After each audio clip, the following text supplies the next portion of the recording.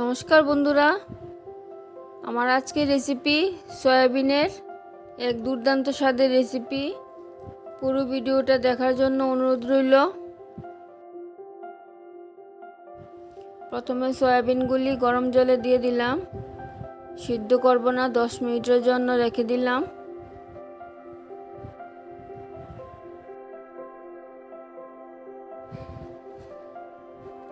সয়াবিনগুলি অনেকটি নরম হয়ে গেছে আর ঠান্ডা হয়ে গেছে। এভাবে ভালো করে চিপে আরেকটা পাত্রে রেখে দিলাম। সবগুলি এভাবেই চিপে নিলাম। 3টে আলু খোসা ছাড়িয়ে সিদ্ধ বসিয়ে দিলাম।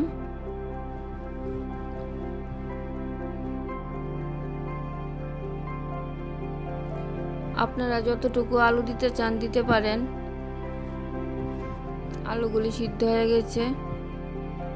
আদা ও রসুন খোসা ছাড়িয়ে নিয়েছি। অল্প একটু রসুন আর আদা ভালো করে থেতু করে নিয়েছি, সয়াবিনের মধ্যে দিয়ে দিলাম। আর বাকি রসুনগুলি আলাদা থেতু করে নিয়েছি।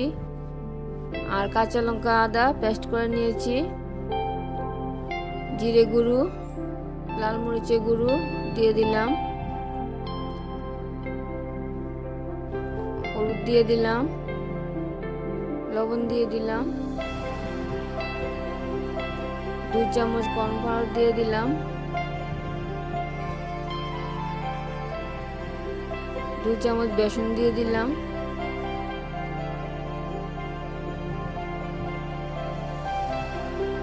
অল্প একটু কাশ্মীরি লাল লঙ্কার গুঁড়ো দিলাম। সবগুলো একসাথে মেখে নিলাম। আপনারা চাইলে গোলমরিচের গুঁড়ো দিতে পারেন, আমি দিইনি। একটা ডিম ফাটিয়ে দিলাম। ভালো করে ম্যারিনেট করে নিলাম। 10 মিনিটের জন্য রেখে দিলাম। পেঁয়াজ কুচি করে কেটে নিয়েছি। আর জিরে গুঁড়ো, কাশ্মীরি লাল লঙ্কার গুঁড়ো নিয়েছি।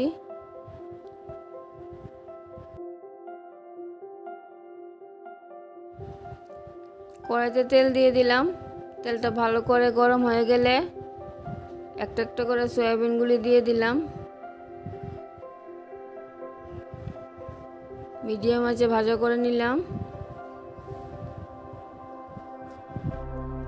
এইভাবে সয়াবিনগুলি রান্না করলে একদম নরম তুলতুলে হয়। ভাজা হয়ে গেছে। আরও অর্ধেকগুলি দিয়ে দিলাম। এগুলিও ভাজা হয়ে গেছে, নামিয়ে নিলাম। আবার কড়াইতে তেল দিয়ে দিলাম। ফোড়নে দিয়ে দিলাম তেজপাতা, শুকনো লঙ্কা, এলাচি, দারচিনি আর অল্প একটু চিনি। ফোড়নটা হালকা ভাজা হয়ে গেলে কুচি করে রাখা পেঁয়াজগুলি দিয়ে দিলাম। অনেকে ফোড়নে জিরে দেয়, আমি জিরে ফোড়ন দেইনি, তোমরা চাইলে দিতে পারো। লবণ দিয়ে দিলাম। পেঁয়াজগুলি হালকা ভাজা হয়ে গেলে থেতু করে রাখা রসুন দিয়ে দিলাম।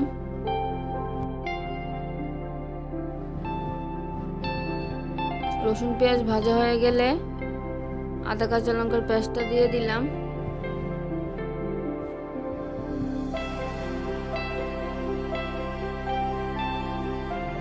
আদা কাঁচা লঙ্কা ভাজা হয়ে গেলে জিরে গুঁড়ো, কাশ্মীরি লাল লঙ্কা গুঁড়ো জল দিয়ে গুলে দিয়ে দিলাম। হলুদ দিয়ে দিলাম।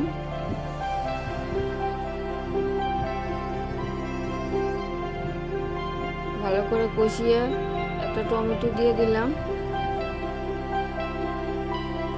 সিদ্ধ করে রাখা আলুগুলি হাত দিয়ে ভেঙে দিলাম। টমেটো আর মশলা ভালো করে কষিয়ে আলুগুলি দিয়ে দিলাম। একদম ভালো করে কষিয়ে গরম জল দিয়ে দিলাম। রেসিপিটা ভালো লাগলে আমার চ্যানেলটাকে সাবস্ক্রাইব করবেন আর আমার পাশে থাকবেন। ঝোল ফুটে গেলে গরম মশলা দিয়ে দিলাম। ভালো করে ফুটিয়ে সয়াবিনগুলি দিয়ে দিলাম। সয়াবিনগুলি দেওয়ার পরে লবণটা দেখে লবণ দিয়ে দিলাম।